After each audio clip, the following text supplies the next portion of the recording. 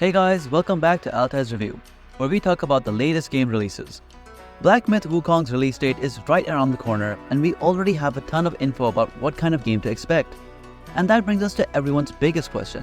Is it another Souls-like in this modern trend of Dark Souls or Elden Ring wannabes?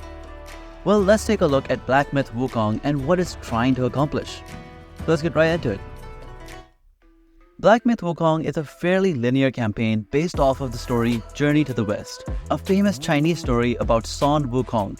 There's a lot of connection to Chinese mythology and even religious references, but for the most part, it embodies all the base traits of Sun Wukong from the story, with his special staff, his shapeshifting, and even his monkey-like appearance. Black Myth Wukong has a unique story to tell, as A Journey to the West is a well-known tale in all kinds of media, including the Dragon Ball anime. But this version is more rooted in core Chinese culture and expressing those folktales in a way that matches the famous story. And all the details and fantastical designs really stand out with the amazing graphics in Unreal Engine 5. In terms of gameplay, there's a lot of excitement and skepticism concerning the core mechanics of the game. As we've seen quite a few times this year, this is going to be another game that uses the main Souls tropes like a stamina bar, bonfires, and reviving enemies after resting at checkpoints. Souls fans are definitely excited for this one, but everyone else is a bit divided just by seeing those Souls elements in the trailers. Non-Souls fans aren't interested in the idea of big boss battles and challenging combat. They just want a fun, interesting story with creative mechanics. And the third demographic is Souls fans that aren't willing to play subpar Souls games. So any game that just doesn't meet that Dark Souls standard isn't worth playing for them. But Black Myth Wukong is more than just another Souls-like. In fact, it's not really a Souls-like at all. So let's talk about that part. With the rise of popularity of Souls-likes, especially after Elden Ring, it looks like most new games are incorporating Souls mechanics with stats, several weapons, and the classic system of bonfires, souls, and bosses. But many people ignore the most important difference: parrying. And that's because spamming parries isn't a Dark Souls thing. The strict stagger system and timed parries was perfected in another From Software masterpiece, Sekiro. Sekiro is the alternate for Dark Souls. It's a Souls game at heart, but it created its own unique system using lesser mechanics from Dark Souls and hyper-focusing on the very things that Souls games downplay. Sekiro introduced story cutscenes, visible stagger, no stamina limit, and even parkour, jumping and all. Now with so many games like Jedi Fallen Order, Stellar Blade, and now even Black Myth Wukong, these Sekiro mechanics use the same base as Souls games, meaning they still use bonfires and losing experience and money. But now, the stamina isn't a huge factor. You can free run around each level and even do a bit of well-made platforming.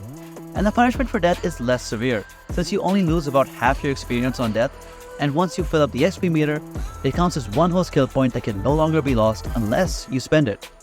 So even though there's a lot that feels similar, the mechanics are a lot more open-ended. That's why these combat mechanics work so well with story-focused games like Jedi Fallen Order and Stellar Blade.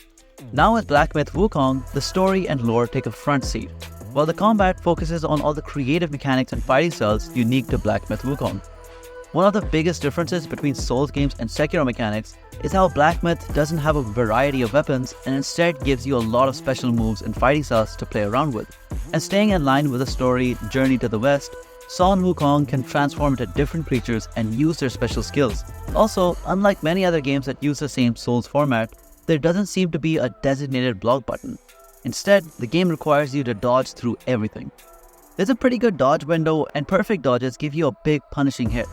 It's a lot like the dodge mechanic from Nier Automata, but you can't spam it as often. Still, it makes for some exciting combo encounters since your combos look really stylish and go together very well.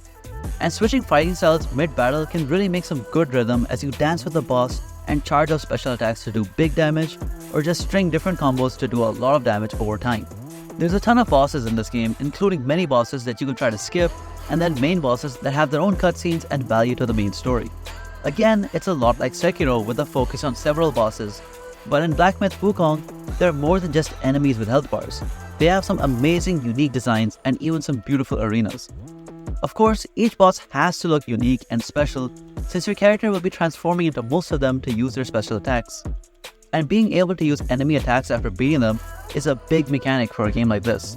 It's exciting and useful at the same time. And unlike classic Souls games, you don't have to play around with stats the same way.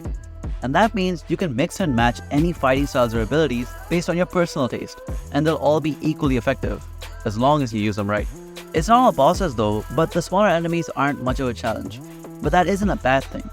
Although bosses can be fast and complicated, it's fun to be able to use your well-choreographed combos against several basic enemies and really just test out all of your abilities and moves.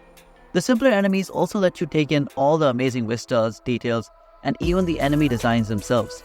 It's a beautiful game, and whether you see it in the animations or in the environments, you should always take a second to appreciate how finely detailed it looks and even how fluid the game is. It's not easy to make a AA game look good and play well too.